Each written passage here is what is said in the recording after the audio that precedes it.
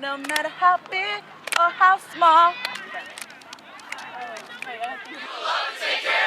We will learn to become our own brothers and sisters keepers. MBK helps us, like in school we might touch base with, a certain situation that you don't really talk about or don't know really what happened.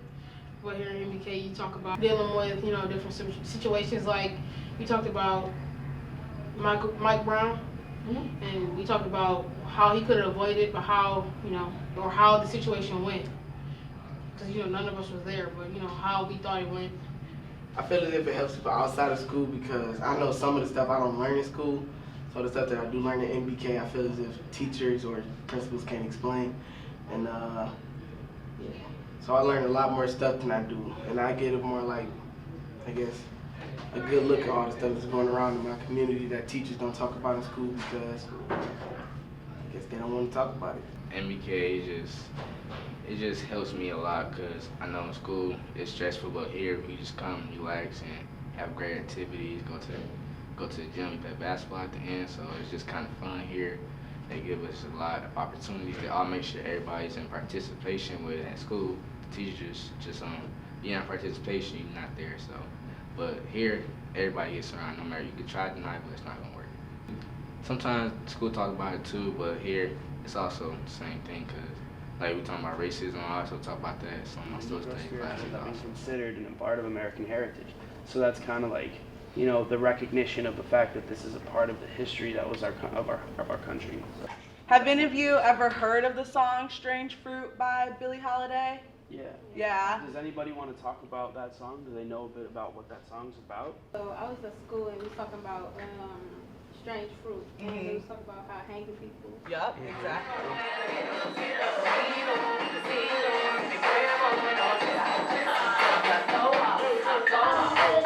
Come to the head of the class. I do everything in my power to make the class laugh. What would you do if you knew that they all would laugh at you? But I can't read, I can't write, I can't spell, and most of the time I don't know my left being from my right. a dictionary of many names, you can only partially define it. A collage of many faces, you can only fractionally describe. It comes in many shapes, sizes, and hues. A mosaic seen as a paradox by those with the ambidextrous mind. I think that art plays a vital role in the community surrounding Paul Ropes and Malcolm X Academy, and specifically in the school. My experience was that every hallway I went down, there was so much powerful, beautiful art. A lot of it was centered around really powerful black leaders, and I think it's super important for the kids to have a constant reminder of where they come from and their powerful roots. In an Afrocentric school, they are reminded that they are powerful and they are great and they're so much more than the little bit of bad history that they have, and I think the art in the school definitely does that. I believe, at my school, teachers are not coming to school because they're not getting paid, or they're afraid that, just like, he tried to scare the teachers by saying they weren't going to close DPS, I guess April 8th, I believe. So that's when teachers, because you can't go on strike, because teachers have to come to school and teach. I'm very concerned because even though that's still the future, and the future gotta be bright to have everybody, to have this country bright. So I just hope they have a good plan, because the plan I heard about having school all year round, I know a lot of kids not gonna like that. So, or just push them outside. So I hope they just discuss a different plan. Honestly, I feel as if it is kind of very bad for those teachers because they're working hard trying to get us together, and they're getting underpaid, so they feel as if they should get paid more. So I have supported my teachers, and it's they have my support for all times. So yeah. I think that institutionalized racism is a huge problem. We've seen it especially in DPS with the way that their leaders are being shifted around, and it just they haven't really taken responsibility for everything that's been happening to DPS.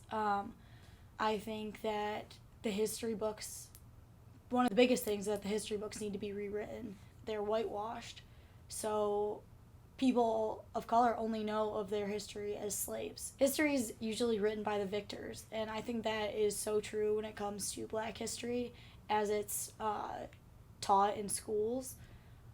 That's why I think that having an Afrocentric curriculum is so important, and it helps minimize the institutionalized racism that's been going on in the wider sense of things. I think that it should be promoted in every school, no matter what. So institutional racism affects people on many different levels, and I think a lot of times when people think of institutional racism, they think of like maybe college or even at a high school level, and they forget that it can even trickle down all the way into like our elementary schools and middle schools, which a lot of people from MBK, a lot of our students are from that middle school, high school genre, I guess.